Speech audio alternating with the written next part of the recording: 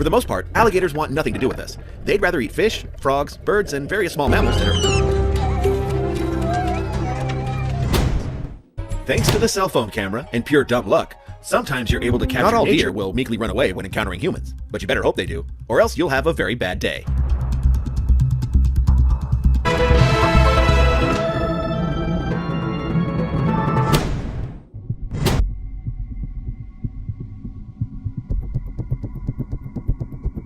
The biggest flex for a fish is to jump over the boat full of people trying to catch you.